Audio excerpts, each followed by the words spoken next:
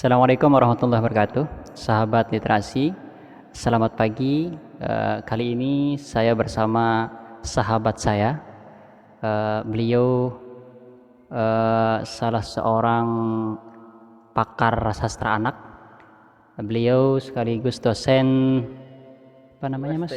UST, Universitas Taman Siswa Yogyakarta, Sarjana Wiyata Taman Siswa. Beliau juga salah satu pengurus Asosiasi Dosen Bahasa dan Sastra Indonesia Pusat. Beliau ini pakar sastra anak, banyak sekali penelitiannya, disertasi, buku tentang sastra anak. Nah, kali ini kita singkat saja, Mas Anang ya, ya sambil santai, hanya saja nggak ada kopi di sini ya. Oke. Dalam dunia pendidikan, Mas Anang, saat ini banyak sekali kita dengar tentang pelecehan seksual, tentang pencabulan dan lain sebagainya. Nah, bagaimana persepsi, pandangan Mas Anang? Ini ditinjau dari segi sastra anak, memberikan pendidikan atau edukasi tentang tentang seksual, pendidikan seksual anak. Bagaimana pandangannya menurut Mas Anang terkait tentang pelecehan seksual dilihat dari aspek sastra? Oke, silakan Mas Anang. Terima kasih Mas Alvan. Halo, salam kenal. Saya Anang Sudegdo. Tadi sudah disebutkan Mas Alvan ya. Saya di sini mengajar ya di kampus Universitas Sarjana Taman Siswa, kampus yang didirikan oleh Ki Hajar Dewantara dan memiliki salam khas yaitu salam dan bahagia, yaitu jawabnya adalah salam. Itu merupakan salam khas dari Ki Hajar Dewantara. Oke. Ya, memang kalau saya pakar belum pakar ya, Pak Alvan ya, belum pakar. Mas, Sebenarnya sudah banyak ya, sudah banyak penelitian tentang itu. Iya, kebetulan memang pas disertasi saya juga mengangkat tentang sastra anak gitu ya. Oke. Terkait tentang pelecehan seksual tadi ya, Van ya, memang itu di berita banyak disebutkan di berita baik berita media online itu ya, itu disebutkan terkait tentang banyak banget tentang pelecehan seksual khususnya pada anak usia dini ya. Anak usia dini itu mendapatkan pelecehan seksual itu memang bisa ya, karena maksudnya gini, bisanya adalah karena kan anak-anak itu masih sangat polos ya. Dia belum bisa mengetahui oh orang ini berbahaya pada saya atau tidak, orang ini maksud tertular saya pada tidak. Nah, itu kan dia masih polos. Oleh sebab itu kan memang anak itu kan harus diajarkan ya, ditanamkan, dipahamkan tentang nilai-nilai pendidikan bahwa seksual ya. Oleh sebab itu kenapa harus ada sastra anak untuk berperan di dalam hal ini ya, di pendidikan seksual ya. Nah, anak kan dalam kategori anak-anak ya, anak-anak kan pasti jiwa kategori bermain, menyenangkan. Kalau kita misalkan mengajarkan kepada anak-anak, kamu ini ya, kalau ada orang dewasa kamu jangan begitu terpengaruh nanti kalau kamu kena pendidikan apa ya, misalkan kalau kamu diperkosa dia kan anak belum bisa menangkap nih ya. Ya karena anak-anak lebih sukanya kalau kita ingin memberikan nilai edukasi kepada anak, itulah dengan cara yang menyenangkan bagi anak. Nah, menyenangkannya apa? Misalkan melalui sastra anak. Sastra anak misalkan kalau misalkan anak-anak usia yang 3 tahunan, dia kan lebih menyukai cerita anak yang berhubungan dengan dunia binatang. Ya, 8 tahun dia lebih menyukai dunia tentang kepahlawanan, gitu ya. Nah, itu ya. Nah, dengan demikian beda dengan orang yang sudah SMA, sudah kuliah ya. Disuruh hati-hati di luaran sana, jaga diri apabila ada orang yang jahat, nakal, tanda kutip misalkan pemerkosa, kan dia sudah bisa memahami hal itu. Namun anak-anak kan belum bisa. Berilah cara-cara dengan cerita. Nah, salah satunya bisa cerita misalkan menggunakan dongeng. Nah, dongeng itu bisa dibuat sendiri juga. Orang tua atau guru itu bisa membuat cerita sendiri. Sangat mudah membuat cerita itu. Tentukan aja temanya, kemudian tokohnya berapa, karakternya dan hal-hal itu. Nah, di sini oleh sebab itu saat kita memberikan cerita kepada anak, nanti akan syarat tentang nilai-nilai pendidikan. Nah, nilai pendidikan apa yang akan kita berikan? Salah satunya misalkan pendidikan tentang seksual. Nah, Berarti sasarannya itu orang tua ya? iya, sasarannya orang tua diberi kayak pengenalan, pemahaman, diberikan misalkan bagaimana cara bercerita. Nah, dan orang tua kan dekat nih dengan anak-anak gitu. Nah, bagaimana sekarang nih?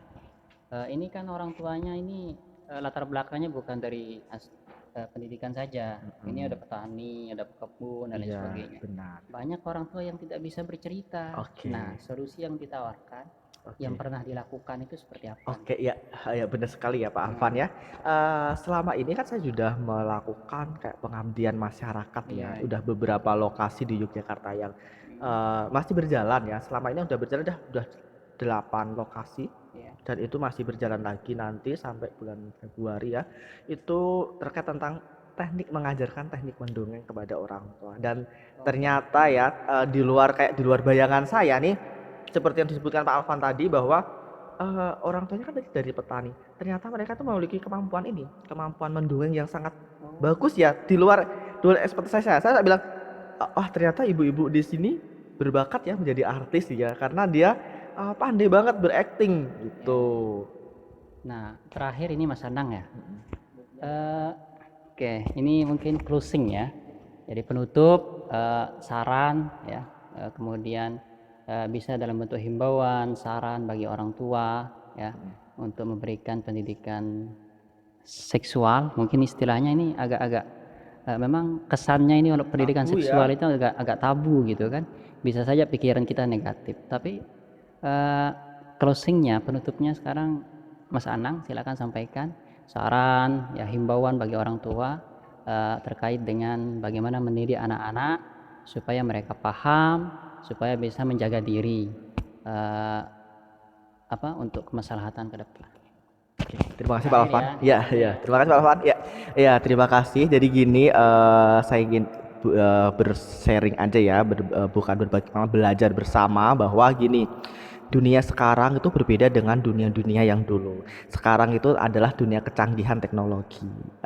Kita jangan sampai membiarkan sepenuhnya anak-anak kita, khususnya anak kecil, untuk ini ya terlena sekali dengan dunia teknologi, khususnya menggunakan HP yang ada internetnya. Nanti anak-anak itu dia akan kalau tidak ada pantauan nanti akan terjerumus di situ melihat konten-konten yang memang belum sepatutnya di situ. Oleh sebab itu, sebagai orang tua kita harus memiliki kepedulian yang sangat tinggi kepada anak-anak kita sendiri. Khususnya misalkan gini nih, kita bisa mendongengkan anak, mengajak berdongeng, mengajak cerita karena dongeng sebenarnya itu hal yang biasa, hal yang sederhana, tetapi memiliki dampak yang luar biasa dan dampak positif pada anak-anak itu sendiri.